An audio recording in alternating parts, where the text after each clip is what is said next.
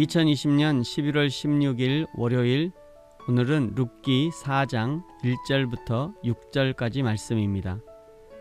보아스가 성문으로 올라가서 거기 앉아 있더니 마침 보아스가 말하던 기업 물을 자가 지나가는지라. 보아스가 그에게 이르되 아무개여 이리로 와서 앉으라 하니 그가 와서 앉으매 보아스가 그 성읍 장로 10명을 청하여 이르되 당신들은 여기 앉으라 하니 그들이 앉으매 보아스가 그 기업 물을 자에게 이르되 모압 지방에서 돌아온 나오미가 우리 형제 엘리멜렉의 소유지를 팔려 함으로 내가 여기 앉은 이들과 내 백성의 장로들 앞에서 그것을 사라고 내게 말하여 알게 하려 하였노라. 만일 내가 물으려면 물으려니와 만일 내가 물으지 아니하려거든 내게 고하여 알게 하라. 내 다음은 나요 그 외에는 물을 자가 없느니라 하니 그가 이르되 내가 물으리라 하는지라. 보아스가 이르되 내가 나오미의 손에서 그 밭을 사는 날에 곧 죽은 자의 아내 모압 여인 룻에게서 사서 그 죽은 자의 기업을 그의 이름으로 세워야 할지니라 하니 그 기업 물을 자가 이르되 나는 내 기업에 손해가 있을까 하여 나를 위하여 물으지 못하노니 내가 물을 것을 내가 물으라. 나는 물으지 못하겠노라 하는지라. 아멘. 룻에게 보리를 6번 대어주면서 이제 곧 7째 안식이 기다린다는 사인을 주었지만 모압 여인이었던 룻은 알아차리지 못하고 시어머니 나오미는 그 의미를 알아차렸습니다. 그리고는 바로 이 3장 18절에 보아스가 이 일을 성취하기 전에는, 즉 이스라엘의 기업 물을 의무를 다 이행하기 전에는 이라는 의미이죠.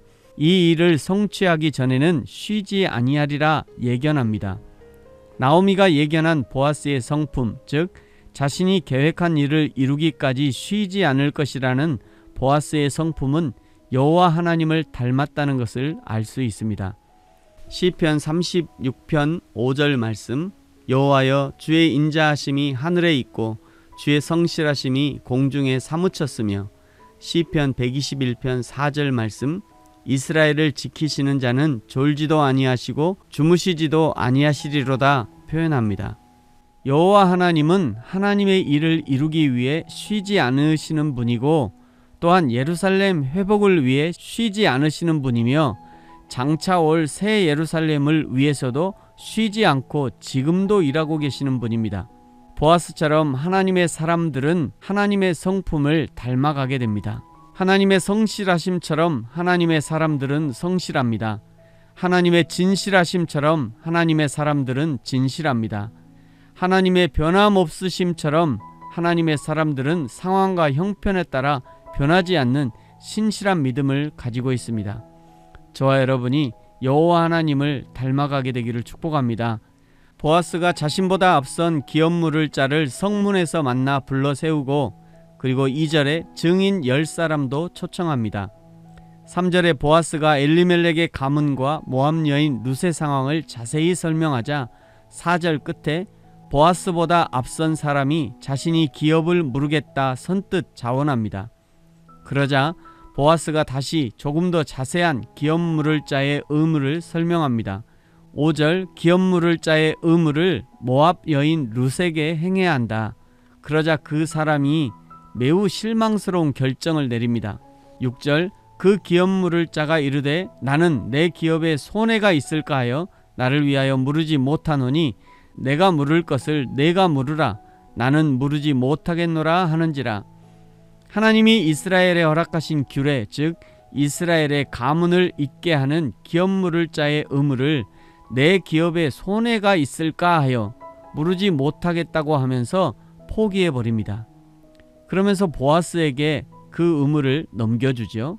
보아스야 그렇잖아도 바라던 바이지만 그러나 참으로 안타까운 결정을 한 이름 모를 이스라엘 사람입니다. 예수님의 제자가 될 수 있었던 기회를 자기 재산이 많아서 스스로 포기한 어떤 청년과 비슷한 경우입니다.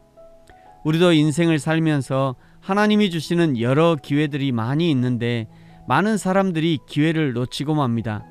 대부분은 나와 안 맞아서, 나에게 손해가 되어서, 나에게 이익이 없어서, 나의 스펙에 도움이 안 되어서, 내 이름에 오점이 될 수 있어서.